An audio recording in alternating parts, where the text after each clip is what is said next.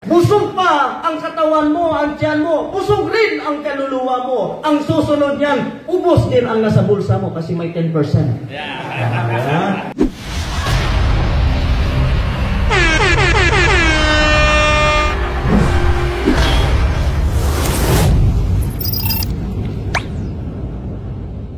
Pinanganak akong isang born again, particularly sa Pentecostalism or Revivalist. Kami ay habang bata pa ay binibigyan na ng sapat na training upang kung paano kami kukuha ng mga Katoliko sa iba't ibang mga parokya. Katoliko na hindi nila alam, oo nga no, kinakailangan pala talaga natin mag-born again. Paano ba kami mag-born again, brother? Ay tatanong, sabi, huwag ka mag-alala kasi may Sunday service. Invite ka namin. Free snacks, libreng pamasahe, libreng sakay, lahat libre.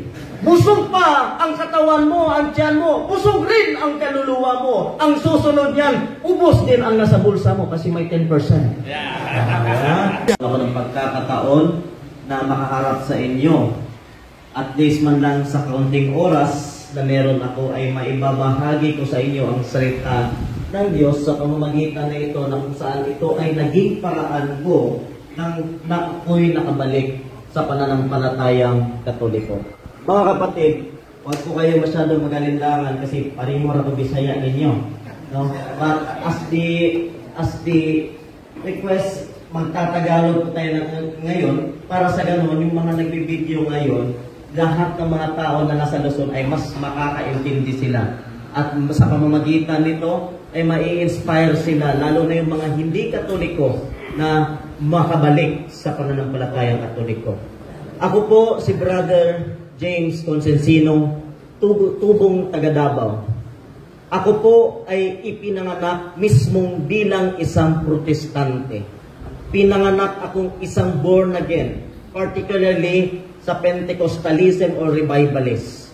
Ako po sa aking pagkabata, ako po'y hinubog na maging isang ganap na protestante. At kami sa aming simbahan ay tinitrain ng maayos upang sa isang kadahilanan, ang mang-ani ng mga Katoliko. Kasi wala naman kaming ibang membro. At iilan lang ang mga born again nanganganak ng mga pang-born again. Kasagarang mga membro namin, madalas sa mga membro namin ay galing sa simbahang Katoliko. At lalo't na yung mga Katoliko na hindi masyadong nagkaroon ng kaunawaan sa ating pananampalatayang Katoliko. Kaya sa amin, sa protestante, sa aming mga born again, kami ay habang bata pa ay binibigyan na ng sapat na training upang kung paano kami kukuha ng mga Katoliko sa iba't ibang mga parokya. Hanggang sa lumaki ako, nagkaroon ako ng medyo na sa mga tama-tamang edad, teenager, kami po ay tinitrain ng mag-evangelize. Kami po ay tinuturuan na kung paano kumukuha ng mga membro galing sa ibang pananampalataya. At unang-una na pinaka-rules namin, mas mabuti kung ang kukunin ninyo ay yung mga kabataan ng pananampalataya ng mga nasa simbahang Katoliko. Kaya sa mura kong edad ay ako po'y nagsimula ng mag-evangelize. At the age of 12 years old, nagsimula nang ako mag-evangelize. Sa eskwelahan, sa mall, sa park, sa kung saan-saan, sa mga daan, sa mga kalsada, kung sino't-sinong sinalalapitan ko at binibigyan ako ng oportunidad at pagkakataon na makausap yung partikular na Katoliko, talagang huling-huli ka sa bitag. Bakit? Ang unang tanong kaagad namin, kapatid, alam mo ba na may kaligtasan patungo sa kaharian ng Diyos? Ang isasagot naman nila, ang kasagaran, oo. Ang iba naman, hindi pa, hindi ko alam. Kaya tinatanong ko kaagad, kapatid, ligtas ka na ba? Ang mga iba't ibang mga Katoliko, hindi pa talaga kaano nila sinasabi, naligtas sila. Ang sinasabi kaagad nila, hindi ko pa alam. Kinakailangan, Brad, alamin mo na may kaligtasan na. Sapagkat ang ating Panginoon, nang siyang ipinapako sa krus, nang ang kanyang dugo ay dumalo sa krus ng Kalbaryo, tayong lahat ay nagkaroon ng kaligtasan. Sa anong pangmaraan? Juan Kabanata 3, versikulo 3. Maliban na ang tao ay papanganak muli, ay hindi siya makapasok sa kaharian ng Diyos. Ano daw? Maliban na ang tao ay papanganak muli, hindi siya makakapasok sa kaharian ng Diyos. Kung sa English pa, except a man be born again, he cannot enter into the kingdom of heaven. Anong kinakailangan para makapasok sa langit, kapatid? O kaya mag-born again na tayong lahat. O diba huli na. Huli na. Yan ang mga pamamaraan namin. Yung mga Katoliko na hindi nila alam. Oo nga, kinakailangan pala talaga natin mag-born again. Paano ba kami mag-born again, brother? Itatanong, sabi, huwag ka mag-alala kasi may Sunday service. Invite ka namin. Free snacks, libreng pamasahe, libreng sakay, lahat libre. Sold na. Busog pa ang katawan mo, ang tiyan mo. Busog rin ang kaluluwa mo. Ang susunod niyan, ubos din ang nasa bulsa mo kasi may 10%. So nakita niyo mga kapatid, yun ang mga pamamaraan namin. Pero dumating ang pagkakataon na hindi na ako ang tumatawag sa mga tao. Ako na ang tinawag ng Panginoon. Sabi ng pastor ko, papabambihira yung pastor ko naman, tumakbo ng mayor dito sa Davao. Sabi ng pastor ko, lahat ng mga nasa Team A, meron kaming team Team A, Team B, Team C. Punta kayo sa sentro ng Davao, doon sa San Pedro. Mag-evangelize kayo as much as possible, kukunin nyo ang lahat ng mga taong nakikita nyo doon. Ang alam nyo, sa amin, may mga revivalist kami. Pag sinabing revivalist, talagang pinupukaw namin yung nasa sa loobin. Kaya huwag po kayo magtataka kung lagi ako sigaw ng sigaw. Kasi yan na yung sa amin, pinupukaw yung mga nasa loob ng mga puso ng mga tao. Kaya sabi ng pastor ko, lahat ng mga Team B and Team C, punta kayo doon ngayon sa San Pedro sapagkat maraming mga kaluluwa doong naliligaw. Kinakailangan iligtas sila at dalhin sila sa Panginoon. Ganun kaagad. Kami naman, yes, pastor, amen. Ngayon, sabi ni pastor, huwag kayong mag-alala. Dahil sa inyong paglalakbay, ay sasamahan kayo ng banal na Espiritu. Banal na Espiritu ang sasama sa akin.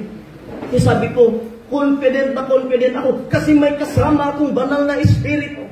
Nung nagsimula nang akong mangaral sa plaza ng Davao, nung nagsimula nang akong mag-evangelize, nabigla ako. Kasi ang daming mga tao nakikinig at napakaseryoso na mga mukhang nakikinig. Sabi ko, bihira yung mga tao talagang seryoso nakikinig. At nagtataka ako. Sa ilang taon kong experience ng evangelization, bakit ngayon lang ako nakakita ng ganong klaseng pagmumukha na masyadong seryoso? Ganon talaga. Kasi, hindi ko alam, yung mga nakikinig ng mga tao, mga Catholic faith defender pala.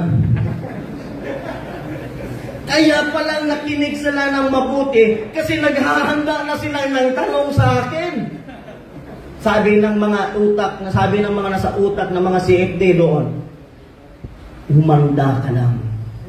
Pagkatapos mo, ang dami ng tanong makakasalubong. Kaya hindi nga ako nagkamali. Nung pagkatapos kong mangaral sa plaza, may isang taong tumaas ng kanyang kamay at sinabi, Brad, pwede ba kaming magtanong? Ako naman, naalala ko yung sinabi ng pastor ko, sasamahan ka ng banal na Espiritu, kaya huwag kang mag-alala. Sabi ko, sige, magtanong kayo sapagkat andito ang banal na Espiritu sa akin. Ngayon, ang tanong simple lang, sa San Mateo, Kabanata 16, versikulo 18, si Kristo ay nagtayo lamang ng isang iglesia na ibinigay doon kay San Pedro. Ang tanong, anong iglesia yun? Ako naman, na hindi ko alam, talagang sabi ko, anong iglesia kaya yun? Kaya ang sinabi ko, Brad, hindi ko alam ang sagot. Hindi ko alam kung anong iglesia yun. At doon na ako nagdududa sa sinabi ng pastor ko, nasasamahan ako ng banal na espiritu. Tumingin ulit ako doon sa likod. Sabi ko, saan na yung banal na espiritu na sinabi ni pastor? Bakit parang nalito ako?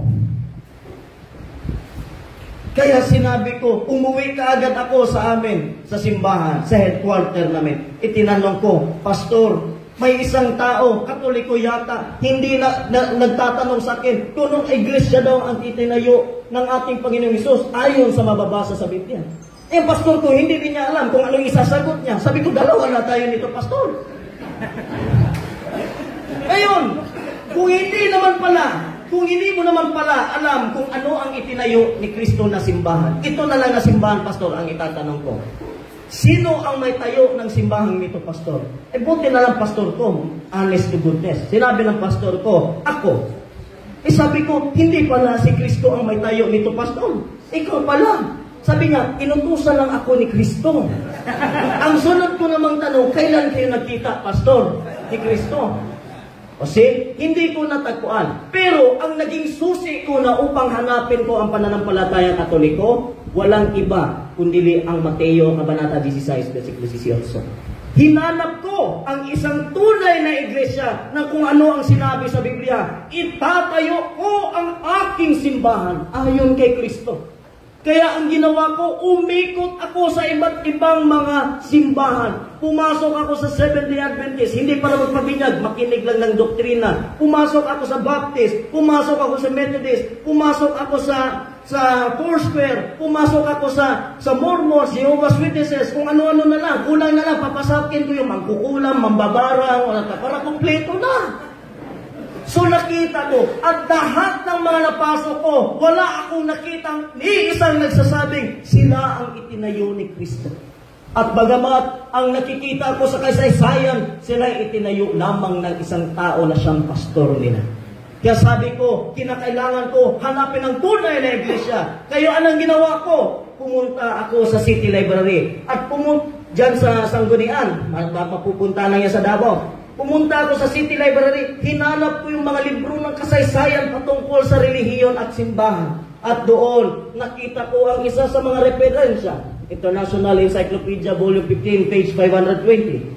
There are two equally valid definitions of the Catholic Church, both human and divine, same to its founder, Jesus Christ. At doon, sa mga kasaysayan at marami pang kasaysayan, ang daming nagtuturo na ang simbahang Katoliko, siya ang itinayo ng ating Panginoong Hesus. Kaya wali ako nag-alinlangan. Way back 2015, February, nagpabinyag kaagad ako sa pananampalatayang Katoliko at naging ganap na Katoliko. Pero hindi yun naging madali sa akin, sapagkat nung nalaman ng pamilya ko na ako ay nagpabinyag sa Katoliko, glory to God and praise the Lord, pinalayas kagad ako sa bahay. Kaya 2 taon ako nagdusa sa plaza. 2 taon ako nakatira sa park. At sabi ko, Panginoon, kahit gaano kahirap, kahit gaano na itinanggi ako ng sarili kong pamilya, hindi ko iiwan ang pananampalatayang Katoliko. Hindi ko pababayaan ang katotohanan na nagtuan ko. Kahit man marumi ang higaan ko, alam ko ako ay nakahiga na dala-dala ang katotohanan. Ano ang katotohanan na ngayon? Ang iglesia na itinayo ni Kristo, walang iba kundi ang Santa Iglesia Katolika Apostolika Romana. At doon nakita ko, mas na-inspired ako sa pananampalataya sa Katoliko nung nakita ko ang Santos na Eucharistia. Juan, Kabanata 6, versikulo 51 hanggang 6, anong sinabi ng ating Panginoong Hesus? Sino man ang kumain ng tinapay na ito na galing sa langit, na siyang aking katawan, ay magkakaroon ng buhay na walang hanggan.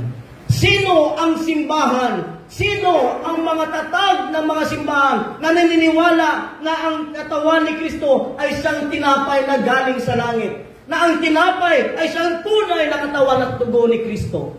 Sinong simbahan? Walang iba, kundi ang simbahang Katoliko lamang. At anong sinabi ni Kristo? Sino man ang kumain ng tinapay nito ay magkaroon ng buhay na walang hanggan. Dito ko nakita na ang buhay na walang hanggan ay walang iba kundi nasa simbahang Katoliko. Sapagkat ang simbahang Katoliko lamang ay siyang mayroon ng tinatawag na Santos na Eucharistia. At tayo lamang mga pananampalatayang Katoliko ang siyang may koneksyon sa mga apostoles. Gaya ng sinabi ni Kristo, ikaw si Pedro ay si Pedro at sa ibabaw ng batong ito ay itatayo ko ang aking iglesia. Kung ano mang ipinahintulot mo dito sa lupa, ipapahintulot rin sa langit. At kung ano ang hindi mong ipapahintulot sa lupa, hindi rin ipapahintulot sa langit. Kanino ibinigay? Kay San Pedro. Hindi talaga kay Kibuloy. Ibinigay kay San Pedro. At kung namatay si San Pedro, ibinigay kay San Linus, San Clement, so on and so forth, hanggang nakarami ngayon kay Pope Francis. Yan ang apostolic succession na tayo lamang ang may diretsyong konektado sa ating Panginoong Yesus. Amen! God is good! And all the time! Maraming salamat mga kapatid at kay Brother Wendell sa pag-aabigay ng kaisa. To God be all the glory, pro Deo et Ecclesia, for God and for the